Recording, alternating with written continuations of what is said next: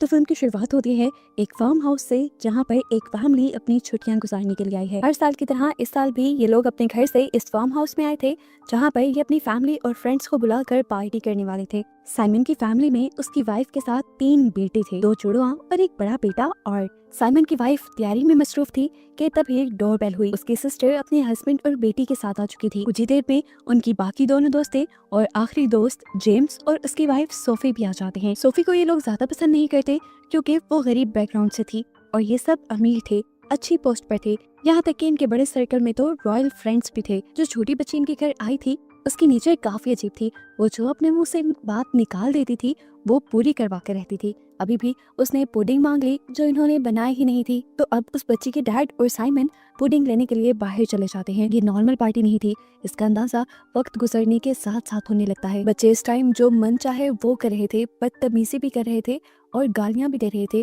और ये सब उनके पेरेंट्स ने उन्हें अलाउ किया था। यहाँ पर साइमन और उस बच्ची के डैड भी जब पुडिंग लेकर घर आते हैं तो हमें पता चलता है कि वो ये पुडिंग खरीद कर नहीं लेकर आए बल्कि चुरा कर लाए हैं। यहाँ तक कि इनके घर में भी अब पीने का पानी तक नहीं था, जिसके लिए ये कोई इंतजाम भी नहीं करते। रात हो जाती है, डिनर का टाइम हो जाता है। इन्होंने डिनर टेबल को किसी क्रिसमस पार्टी की तरह सजाया था, लेकिन उससे भी अजीब बात ये थी कि इनके पास खाना बहुत ज्यादा कम था। सबकी प्लेट में सिर्फ थोड़ा थोड़ा ही खाना आ पाता है और ये लोग इस बात पे लड़ते भी नहीं। हालांकि ये लोग बहुत अमीर थे और फिर भी इनके पास सप्लाईज नहीं थी। इसके पीछे क्या रीजन हो सकती थी? न्यूज से ये लोग क्वीन की स्पीच सुन पाते हैं जो सबको रिलैक्स रहने को कह रही थी और खुद भी इस टाइम एक बंकर में बंद थी। मतलब दुनिया किसी बड़ी तबाही का शिकार हो रही थी और इसी वजह से इनके पास सप्लाईज की भी कमी थी। पुडिंग भी इन्हें एक शॉप तोड़कर इसलिए चुरानी पड़ी कि सभी शहर खाली कर अपने घरों में छुपे बैठे थे। इनका डिनर भी नॉर्मल नहीं था क्योंकि ये कोई क्रिसमस डिनर था ही नहीं, बल्कि ये एक गुड बाय डिनर था। ये लोग मौत से पहले आखिरी मर्तबा सेलिब्रेट कर रहे थे क्योंकि दुनिया में जो तबाही चल रही थी उसमें किसी के भी बचने के चांसेस नहीं थे। मौत इनके सामने भी थी और वजह था एक बहुत ही गहरा बादल जो जिस भी शहर में ज्यादा था उसमें मौजूद जहरीली गैसें उस शहर के सभी लोगों को तड़पा तड़पा कर मार देती थी। ये लोग भी जानते हैं कि जल्द ही वो बादल इन तक भी आ जाएगा। अभी तक जहाँ जहाँ वो बादल गया है लोग बहुत ही भयानक मौत मर चुके हैं और ये सब लोग अपने आप को लकी मान रहे हैं क्योंकि अभी तक कम से कम ये जिंदा हैं। ये लोग जानते थे वो बादल सुबह तक यहाँ आएगा। साइंटिस्ट और गवर्नमेंट का बताना था कि वो गैसेस पहले रिस्पिरेटरी सिस्टम पर अटैक करती हैं, यानी लंग्स पर हमला करती हैं और फिर नर्वस सिस्टम पे, पूरी ब्रेन पे हमला करके इंसान को आखिर मार देती हैं। गवर्नमेंट के पास इस बादल को रोकने का कोई भी सोल्यूशन नहीं था। वो इंसानों को मौत से बचा तो नहीं सकते थे, लेकिन उनकी मौत के दर्द को वो कम जरूर कर सकते थे, जिसके लिए इन्होंने एक ऐसी पिल बनाई थी जिस पिल को लेते ही बिना दर्द के इन्हें मौत आ जाएगी। इस पिल का नाम था एक्सिट पिल। गवर्नमेंट का कहना था कि जैसे ही आप देखो कि वो बादल आप तक पहुंच गया है तो आप इस पिल को खा लो और बिना दर्द के अपने आप को पहले ही खत्म कर दो। गवर्नमेंट अपने सभी लोगों को सुसाइड करने को ही कह रही थी और ये सब लोग गवर्नमेंट की बात मान भी रहे थे क्योंकि वो ना तो खुद दर्दनाक मौत चाहते थे और ना ही वो अपने आप को दर्द वाली मौत से मरता देखना चाहते थे। यही एक्सिट पिल इन सब लोगों के पास भी थी।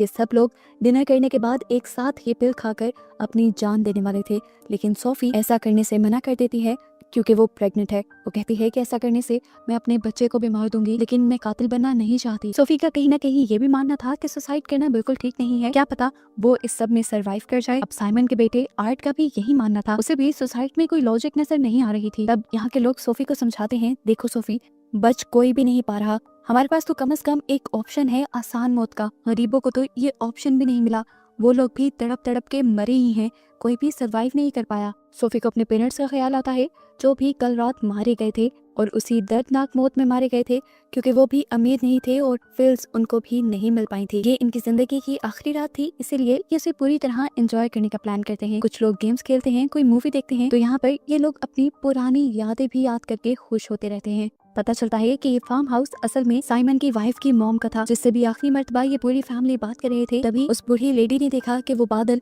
उनके बहुत करीब आ गया था, इसलिए वो जल्दी से अपनी पिल अपने मुंह में डालकर अपने आप को आसान मौत दे देती है, वो भी इन लोगों की आंखों के सामने। अब आर्ट ये नहीं समझ पा रहा था कि गवर्नमेंट इन्हें मारने का ही ऑप्शन क्यों दे रही है, तो उसके डैड समझाते हैं कि वो बाकी मुल्कों का रिजल्ट देख चुके हैं जहाँ कोई नहीं बच पाया, सभी भयानक मौत मरे हैं। हमारी गवर्नमेंट कम से कम हमारी मौत की तकलीफ को कम करना चाहती है। अपने डैड के समझाने के बावजूद ये सब उसे एक बेवकूफी लग रहा था। उसके दिमाग में एक ही सोच चल रही थी कि जब वो धुंध का बादल यहाँ से चला जाएगा तब क्या होगा, क्या वो सरवाइव कर पाएगा। पाएगा या नहीं, क्या उस बादल के छट जाने के बाद दुनिया वैसी ही रहेगी या नहीं। आर्ट को तो ये भी लग रहा था कि उनकी गवर्नमेंट जानबूझकर उन लोगों से सुसाइड करवा रही है। ऐसा कभी नहीं हो पाया कि दुनिया के 100% इंसान ही किसी तबाही से मर जाएं।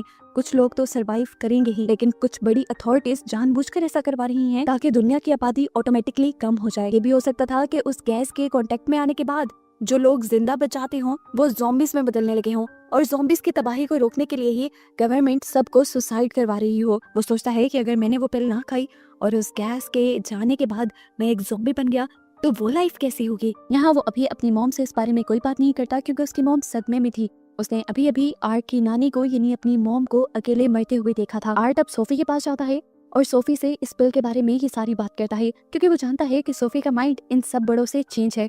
सोफी भी उसे बताती है कि मैं भी पिल नहीं लेने वाली। तो ये देखकर आर्ट के अंदर और भी ज्यादा हौसला आ जाता है और वो अपना फैसला अटल कर लेता है कि वो भी इस पिल को लेकर सुसाइड नहीं करेगा। इतनी देर में अब यहाँ पर उसकी मॉम आ जाती है तो वो अपनी मॉम से भी कहता है कि मैंने अब फैसला कर लिया है कि ना तो सोफी पिल खाएंगी और ना ही मैं। ये सुनकर उसकी मॉम के होश हो जाते हैं कि उसका बेटा कितना बेवकूफ़ी वाला फैसला कर रहा था। उसके मॉम डैड उसे बाहर लेकर जाते हैं और वैन में बिठाकर उसे समझाने लगते हैं कि बेटा देखो, मौत तो आनी ही है, मरना तय है, लेकिन फिर दर्द सहकर क्यों मरे। यहाँ उसके मॉम डैड उसे एक ही ऑप्शन दे रहे थे जिसमें मरना नजर आ रहा था, जबकि उसके दिल में एक होप थी। वो अपने मॉम डैड को भी होप दिलवाने की कोशिश करता है, लेकिन उसके मॉम डैड तो बिल्कुल नाउम्मीद हो चुके थे। वो तो गवर्नमेंट की बातों पे ही एतबार किए हुए थे। वो आखिरी बार भी आर्ट को यही समझाते हैं कि हम नहीं चाहते कि हम सब आराम से मर जाएं और तुम मौत का दर्द सहो। जब आर्ट को ये दिखता है कि उसके मॉम डैड उसे हर हाल में मारना ही चाहते हैं तो वो वहाँ से भाग जाता है और उसी दौरान उसके मॉम डैड देखते हैं कि अब वो बादल इनके करीब आने वाला था। आर्ट भागते हुए यहाँ से जब दूर जाता है तो एक कार के पास पहुँचता है जहाँ वो देखता है कि पूरी फैमिली ने वही एक्सिट पिल खाकर सुसाइड की हुई थी, लेकिन उस कार में ही एक बच्चा छोटा सा अभी जिंदा था। इससे पहले कि वो इस बच्चे को कुछ कर पाता, बादल में मौजूद गैस आर्ट सूंघ लेता है और दूर से ही ये चीज उसके डैड देख चुके थे। साइमन अपनी नाक बंद करते हुए फौरन आर्ट के पास आता है और आर्ट को लेकर जल्दी से अपने घर के अंदर चला जाता है, लेकिन आर्ट की तबीयत अब तेजी से बिगड़ने लगी थी।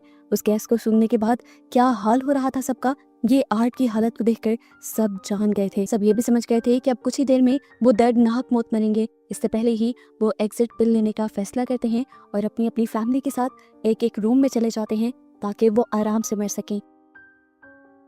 यहाँ पे साइमन की सिस्टर भी अपनी सोई हुई दोस्त को पिल खिला देती है, लेकिन सोते में खिलाने की वजह से उसे वॉमिट हो जाती और उसके मुंह से पिल बाहर निकल जाती है। साइमन की फैमिली भी सुसाइड करने के लिए तैयार थी। वो आर्ट को भी पिल खिलाने का सोचते हैं, लेकिन देखते हैं कि आर्ट पहले ही मर चुका है, वो भी बहुत ही भयानक मौत। उसकी आंख, नाक, कान हर जगह से खून बह रहा था। ये देखकर साइमन और उसकी वाइफ बहुत ज्यादा दुखी हो गए, लेकिन फिर वो सब एक साथ बेड पर लेटे और एक साथ ही उन्होंने पिल्स खा ली। आर्ट की हालत को देखते हुए अब तो सोफी का भी माइंड बदलने लगा था। इतनी दर्दनाक मौत तो वो भी नहीं चाहती थी, लेकिन कहीं ना कहीं उसके दिल में भी आर्ट की तरह उम्मीद थी बचने की। लेकिन यहाँ पर उसके हस्बैंड उसे ब्लैकमेल करने लग जाते हैं कि सोफी, अगर तुम ये पिल नहीं खाओगी तो मैं भी नहीं खाऊंगा और तुम्हारे साथ दर्दनाक मौत मरूंगा।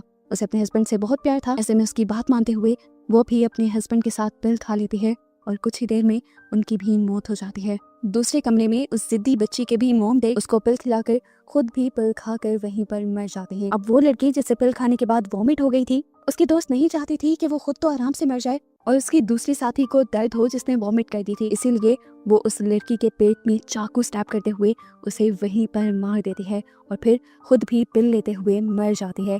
और इस तरह यहाँ इस घर में मौजूद सभी लोग अपनी अपनी मौत मर जाते हैं। इन सब के मरने के कुछ ही देर बाद वो धुएं का बादल इनके भी ऊपर से होकर चला जाता है। उस काले धुएं के बादल को छटने में भी काफी घंटे लग गए थे, लेकिन सुबह में हमें दिखाया गया कि आखिर यहाँ का मौसम नॉर्मल हो चुका था। यहाँ पर अब बर्फ पड़ने लगी थी और सभी लोग मरे हुए थे सिवाय एक बच्चे के। वो था आर्ट, जिसने वो पिल नहीं ली थी। एकदम से उसकी आंखें खुल जाती हैं और वो जिंदा हो जाता है। यानी उसकी थ्योरी ठीक थी। वो कह रहा था कि हो सकता है उस बादल के जाने के बाद हम ठीक हो जाएं, हम जिंदा हो जाएं, या फिर कुछ लोग उस बादल के जहर से मरे ही ना। लेकिन इन लोगों ने उसकी बात नहीं मानी और खुद ही सुसाइड कर ली। ऐसे में बचने के जो 3-4% चांस भी थे वो भी इन्होंने गवा दिए, लेकिन इस बच्चे ने नहीं। और इस तरह वो बच्चा जिंदा हो गया, जिसके साथ ही ये मूवी इसी मिस्टीरियस एंडिंग के साथ खत्म हो गई कि क्या वो बच्चा अब नॉर्मल रहेगा या ज़ॉम्बी बन जाएगा।